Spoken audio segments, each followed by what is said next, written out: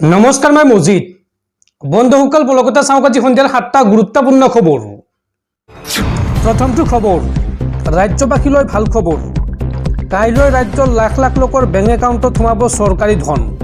কালি পুৱাৰ ভাগতে পৰীক্ষা কৰক আপোনাৰ বেংক একাউণ্ট। কাইলৈ কাৰ কাৰ একাউণ্টত আৰু কিমান টকা সোমাব চাওঁ আহক। মনত ৰাখক 10 মাৰ্চ সোমবাৰ। আপুনি বেংকৰ KYC আপডেট কৰিলে নে নাই? KYC আপডেট কৰা সকলে কালিলৈ পুৱা পাব ভাল খবৰ।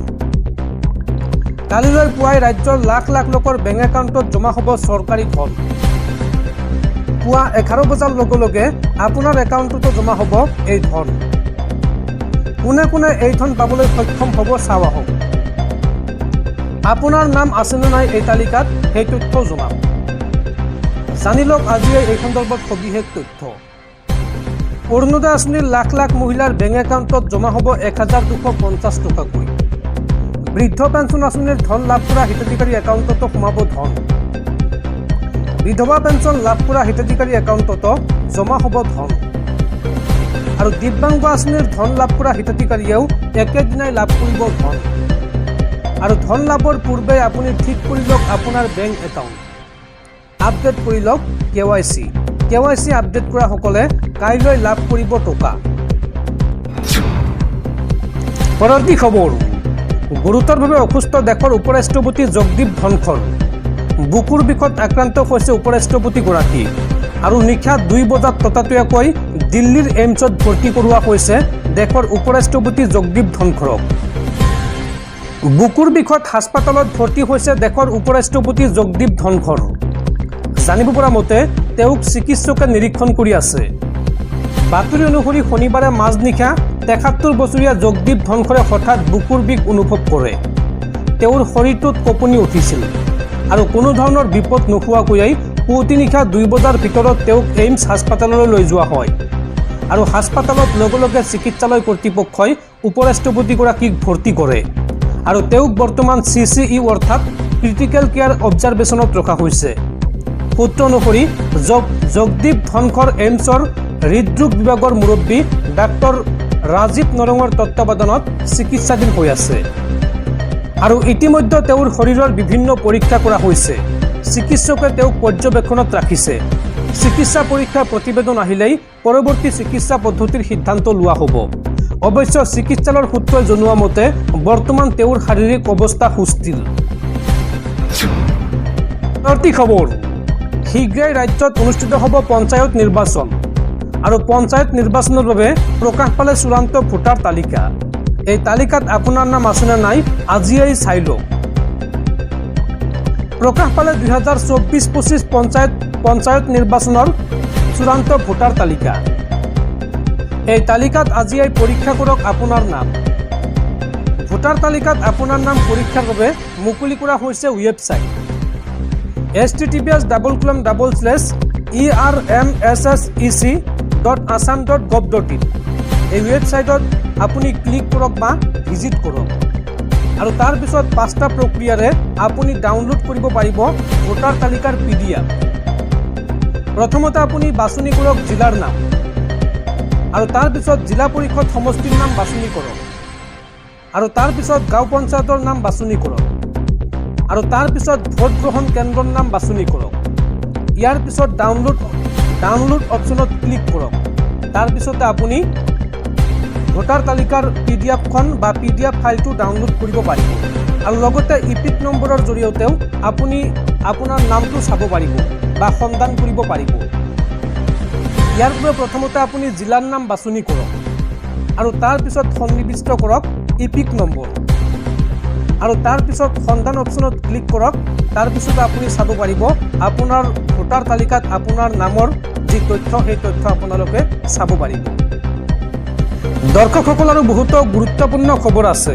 তাৰ আগতে আপোনাক জনাওঁ যে যদি আপুনি এতিয়ালৈকে এইটো ভিডিঅ'ত লাইক কৰা নাই তেন্তে এতিয়াই ভিডিঅ'টোত লাইক কৰি দিয়ক আৰু এনেকুৱা ধৰণৰ ভিডিঅ'সমূহ নিতৌ চাবলৈ চেনেলটো ছাবস্ক্ৰাইব কৰি কাষত থকা বেল আইকনটো প্ৰেছ কৰি ৰাখক। পৰৱৰ্তী খবৰ, অসমৰ বাবে গৌৰৱৰ বিষয়। আইফা এৱাৰ্ডেৰে সন্মানিত হ'ল সংগীত পৰিচালক তথা অসম সন্তান অনুৰাগ শইকীয়া। ইছকে শীৰ্ষক গীতৰ বাবে এই শ্ৰেষ্ঠ টেকৰ সন্মান আগবঢ়োৱা হৈছে অনুৰাগ শইকীয়ালৈ। পৰৱৰ্তী খবৰ, এইবাৰ বিপদত পৰিছে মুকেশ আম্বানীৰ পুত্ৰ অনন্ত আম্বানী। বন্যপ্ৰাণী ৰপ্তানিত বিসংগতি অনন্ত আম্বানীৰ বনতাৰাৰ, যাৰ বাবে এতিয়া অনন্ত আম্বানীৰ বনতাৰাৰ বিৰুদ্ধে তদন্ত বিচাৰিছে দক্ষিণ আফ্ৰিকাৰ পশু সুৰক্ষা মঞ্চই। 30টা ৰাষ্ট্ৰীয় সংস্থাৰ সহযোগিতাৰে গঠিত দক্ষিণ আফ্ৰিকাৰ বন্যপ্ৰাণী পশু সুৰক্ষা মঞ্চই দেশখনৰ বন, মীন আৰু পৰিৱেশ মন্ত্ৰালয়ক green zoological rescue and rehabilitation centre বা বনতাৰালৈ বৃহৎ সংখ্যক বন্যপ্ৰাণী ৰপ্তানিৰ তদন্ত কৰিবলৈ আহ্বান জনাইছে। উল্লেখযোগ্য যে গুজৰাটৰ জামনগৰৰ ব্যক্তিগত চিৰিয়াখানা বনতাৰাৰ মালিক ৰিলায়েন্সৰ অধ্যক্ষ মুকেশ আম্বানীৰ কনিষ্ঠ পুত্ৰ অনন্ত আম্বানী। 2025 চনৰ 6 মাৰ্চ তাৰিখে দক্ষিণ আফ্ৰিকাৰ পৰিৱেশ মন্ত্ৰী ডিয়ন জৰ্জলৈ লিখা এখন পত্ৰত WAPFSE এই পশু স্থানান্তৰৰ বৈধতা আৰু নৈতিক প্ৰভাৱৰ সন্দৰ্ভত গুৰুতৰ উদ্বেগ প্ৰকাশ কৰিছে। বিশেষকৈ নাহৰ ফুটুকী, চিতা, বাঘ আৰু সিংহৰ ৰপ্তানিৰ ওপৰত আলোকপাত কৰিছে।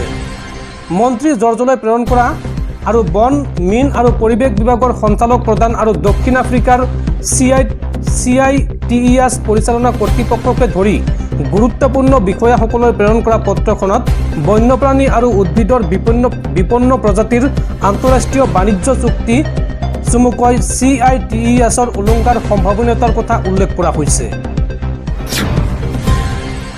পৰৱৰ্তী খবৰ, পুনৰ বিপদত পৰিছে আমেৰিকা যুক্তৰাষ্ট্ৰ।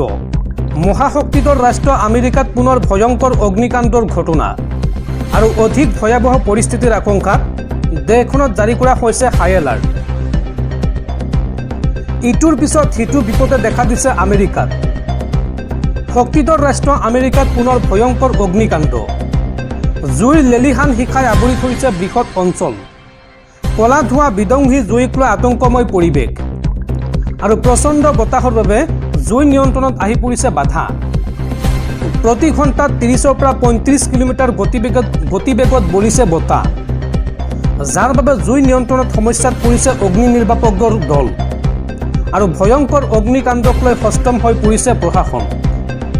অধিক ভয়াৱহ পৰিস্থিতিৰ আশংকাত সতৰ্কতা জাৰি কৰা হৈছে সমগ্ৰ অঞ্চলত আৰু কেইবাটাও ঘাইপথত বন্ধ কৰি দিয়া হৈছে যান বাহনৰ চলাচল।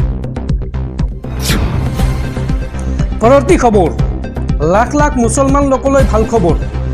নৱবিবাহিত মুছলমান দম্পতীক 50,000কৈ টকা দিব চৰকাৰে আৰু লগতে সংৰক্ষণ আৰু মেৰামতি কৰিব ৱাকফৰ সম্পত্তি।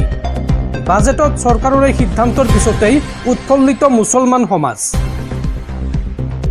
লাখ লাখ মুছলমান লোকলৈ ভাল খবৰ আনিলে চৰকাৰে।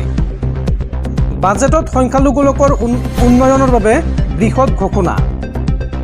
মুছলমানৰ ৱাকফ সম্পত্তি সংৰক্ষণৰ সিদ্ধান্ত গ্ৰহণ বাজেটত। ৱাকফৰ সম্পত্তি মেৰামতি আৰু কবৰস্থানৰ আন্তঃগাঁথনি শক্তিশালী কৰাৰ সিদ্ধান্ত চৰকাৰৰ। সংখ্যালঘু সম্প্ৰদায়ৰ বিবাহিত দম্পতীলৈ 50,000কৈ টকাৰ আৰ্থিক সাহায্য দিব চৰকাৰে। অৰ্থনৈতিকভাৱে দুৰ্বল শ্ৰেণীৰ প্ৰতি দম্পতীয়ে লাভ কৰিব এই সাহায্য আৰু চৰকাৰী চুক্তি অনুসৰি মুছলমানৰ বাবে চাকৰিত সংৰক্ষণৰো ব্যৱস্থা থাকিব। কৰ্ণাটকৰ কংগ্ৰেছ চৰকাৰে মুছলমান সংখ্যালঘুৰ বাবে লৈছে এই বৃহৎ সিদ্ধান্ত আৰু তাৰ পিছতে উৎফুল্লিত হৈ পৰিছে ৰাজ্যখনৰ মুছলমান সমাজ।